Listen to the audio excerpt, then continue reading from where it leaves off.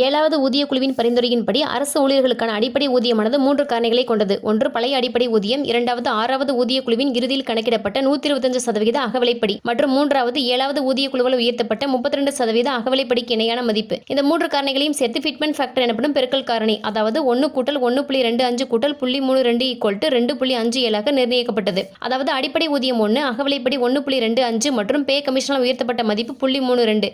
இவை அனைத்தையும் சேர்த்து ஃபிட்மென்ட் ஃபேக்டர் ஆனது 2.57 உருவாக்கப்பட்டது.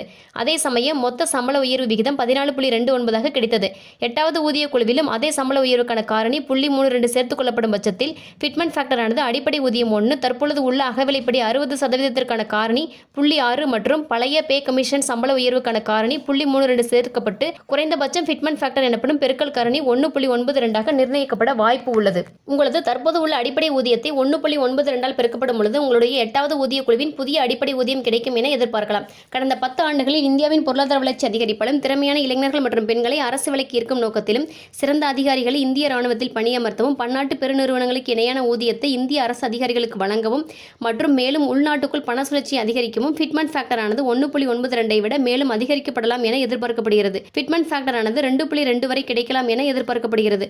அதே சமயம் 7வது ஊதிய குழுவால் உயர்த்தப்பட்ட 14.29% மொத்த சம்பளமானது குறைந்தபட்சம் கிடைக்கலாம் என எதிர்பார்க்கலாம். தற்பொழுது உள்ள 8வது ஊதிய குழுவின் பெர்ஃபார்மன்ஸ் இன்சென்டிவ் ஸ்கீம் எனப்படும் செயல்திறனுக்கான ஊக்கத்தொகை, போனஸ் மற்றும் கௌரவ ஊதியங்கள் என அனைத்து விதமான திறன் அடிப்படையிலான ஊதியங்கள் அனைத்தையும் எப்படி அமல்படுத்தலாம் என மத்திய அரசு அமைச்சகங்களிடமிருந்து விரிவான தகவல்களை சேகரித்து வருகிறது. 8வது ஊதிய குழுவில் ஃபிட்மென்ட் ஃபேக்டரையும் தாண்டி அரசு ஊழியர்களின் திறமையின் அடிப்படையிலான ஊக்கத்தொகை எவ்வளவு கிடைக்கும் என மத்திய அரசு பணியாளர்களால் எதிர்பார்க்கப்பட்டு வருகிறது. அதன் அடிப்படையில் சிறப்பாக செயல்படும் மத்திய அரசின் பொதுத்துறை நிறுவனங்களின் ஊதியங்களுக்கு இணையாக மத்திய அரசு அதிகாரிகள் 100% பணி பாதுகாப்புடன் சேர்த்து ஊதியம் பெற வாய்ப்புள்ளதாக கருதப்படுகிறது. மத்திய அரசு ஊழியர்களுக்கு வழங்க வாய்ப்புள்ளதாக கருதப்படும் திறமைக்கான கூடுதல் ஊதிய நிர்ணயத்தை அடுத்த வீடியோவில் பார்ப்போம்.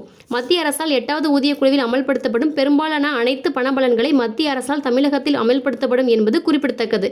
அரசு ஊழியர்களுக்கான நேர்மையான தகவல்கள், அறிவுபூர்வமான கணக்கீடுகள் மற்றும் சரியான புரிதல்களை பெற நமது எஜுகேஷன் இஸ் ஃப்ரீ சேனலை சப்ஸ்கிரைப் செய்யவும்.